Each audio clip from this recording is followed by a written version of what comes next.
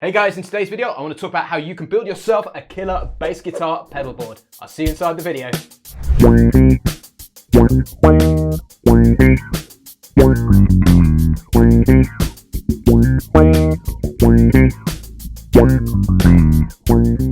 Hey guys, it's James here from eBassGuitar. So today's video is inspired by our head coach over at eBassGuitar, Paul Geary. Now, Paul and I hooked up a couple of months ago to record together the Slap Bass 101 course over in the Bass Lab Plus at eBassGuitar. And one thing I was super impressed is when Paul got out his bass guitar rig, his pedal board was just part of the setup. He plugged it in, everything was ready and cable to go.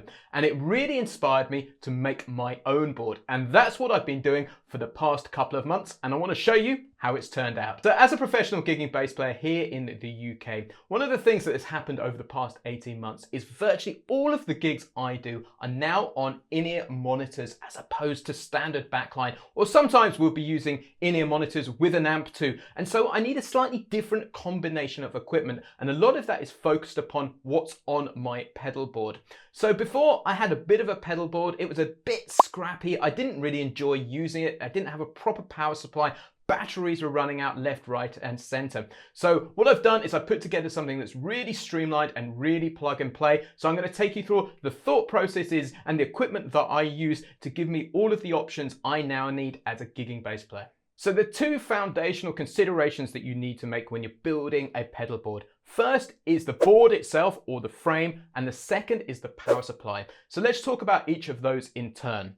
So the first thing is the frame behind here is a Pedaltrain Mini. This is built like an absolute tank and is really, really well thought out. So to build this board, all you do is you literally cover it in hook and loop Velcro tape and then put your pedals on with the other side of the Velcro tape, and that's what attaches them. And you'll be surprised how super solid that is. Let me just turn it upside down. Nothing falls off there. So the second thing you want to give a ton of consideration to is the power supply. Now, power supplies vary from $10 all the way up to, I don't know, $400 or $500. And I took the decision that I wanted to buy a more expensive one, so I ultimately had long-term flexibility. Because what I found out, even starting this pedal board, some of the pedals I wanted to use were 9 volt, some of them were 12 volt, and some of them were 18 months. So I future-proofed myself by buying this Eventide PowerMini by CIOKS. What it does is it has 4 isolated outputs, and you can choose the voltage on the last two. You can choose between 9, 12, and 18 volts. So it's really flexible. And the other thing I'll just draw your attention to, which I love as well, is I've got these little Crosby Velcro cable ties here, which really tidy everything up and keep it super neat. So let's talk about the signal chain and my choice of pedals here. We start from right to left. So first off, I put a really, really good solid tuner on the front of this. This is a TC Electronic Polytune, and the thing I love about this is it's super clear and it's super bright, even on the darkest of stages, and is incredibly accurate. So I always recommend getting a good quality tuner on your pedal board. So the next two pedals that I use here actually aren't related to the bass guitar sound at all. They are a Radial DM1 and an AirTurn BT200. Now let's talk about the Radial. The Radial is actually a mic switcher, because when I play on gigs, I'm often the musical director. And since we're on in-ear monitors, one of the things I can do is have a shout mic or a talkback mic. And this means I can give instructions to the band like what the next song is, or we're going to repeat a verse or a chorus, or we're going to have a solo or whatever it might be. And that means I don't have to start waving across the stage. All I need to do is press this toggle down to engage the microphone, and that will turn it on, and I can talk to the musicians that way. You don't want the microphone on all of the time because it will put a load of horrible noise into their headphones. So that's the Radial. Now the AirTurn here, this is a Bluetooth page turner. Again, I use the iPad all of the time on gigs because, quite frankly, I never know what's going to be coming up. There might be songs that I haven't played for 15 years and I need to check into my iPad song collection. So what this does is it simply changes the pages so I can free up my hands to concentrate on playing the bass guitar. So we can go forward a page like that by pressing the right pedal and back a page if we need to. Just makes things that little more slicker and easier. Now back to the signal chain. The next pedal is the Boss OC2 Octave. Now I've used this pedal for decades. It literally was the only effect I've used for years, and I love it because it kind of gives you this little synth bass kind of sound. So let me demonstrate. So without the Octave,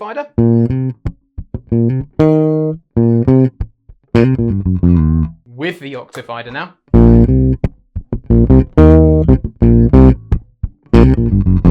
So really thickens up the octave by adding, or really thickens up the sound rather, by adding the octave below, so it sounds more like a synth bass. Now the next pedal is brand new to me, and it was inspired when I saw it on Paul Geary's pedal board. This is the Aguilar Filter Twin pedal. There was this lovely little gap there which I knew I needed to buy a new pedal to fill. And I really loved this filter pedal because it gives you that kind of 70s funk sound. So let me show you. This is without.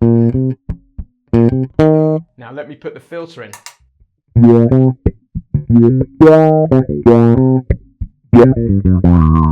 So you can hear it filtering up and down the frequency range. This is literally brand new to me, and I'm still really experimenting with what it can do. So guys, just before we hit the video, I'd love to know what's your favorite bass guitar pedal. Do let me know in the comments. Also, if you've got a picture of your bass guitar pedal board, also put that in the comments too. I'd love to see them. Now, the last pedal on my pedal board here is the Aguilar Tone Hammer Preamp. Now, the reason I've added a preamp to my pedal board is to give me more control of my sound. Because as I said earlier, a lot of the time now, we are going straight into the PA, sometimes without an amplifier and using in-ear monitors. And what I find is when I'm in that environment, I need that little bit more control so I can tweak the EQ across the whole of the spectrum and also give them the sound that I prefer. Now, many of you have been following the eBassGuitar channel for yonks now, and you will have seen me using the Aguilar Tone Hammer 500 amplifier. This is really a copy of the equalization or tone controls in pedal format, but it's got a couple of other features too. So this is what it sounds like without the pedal. I'm going to put it in there like that now.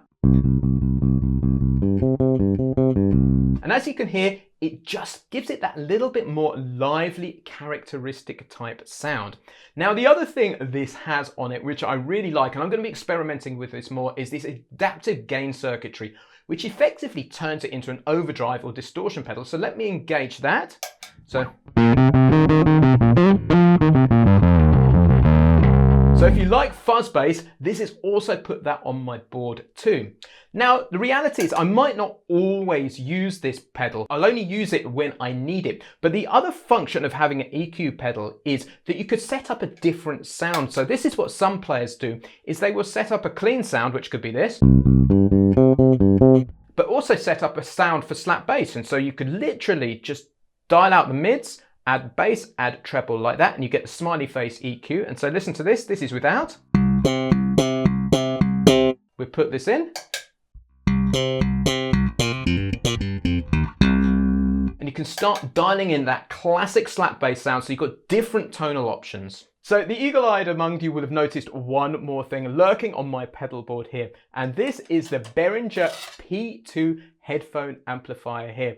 This is a really useful gadget because I've turned up on gigs before and they've run out of in-ear belt packs, for instance, or I might want to do some private practice in the dressing room, and I can just take this with me, or I can plug it into my pedal board if the PA isn't up and running. It just gives me choices to power up my headphones there, and it's kind of a belt and braces device that I like to carry with me, and you might find it super useful too to grab one of these. The reality is any pedal board is always work in progress for any musician, particularly if they're experimenting and developing their sound. Just last week, I got the brand new Sansamp bass driver version 2 through, so I've been experimenting swapping out the Aguilar Tone Hammer preamp for this one here because I really like exploring the more retro Ampeg sound that this one gives. But right now, I want to show you some of the different tonal options that I can get from this board. I really encourage you guys to build your own, explore. It's a ton of fun building your own pedal board.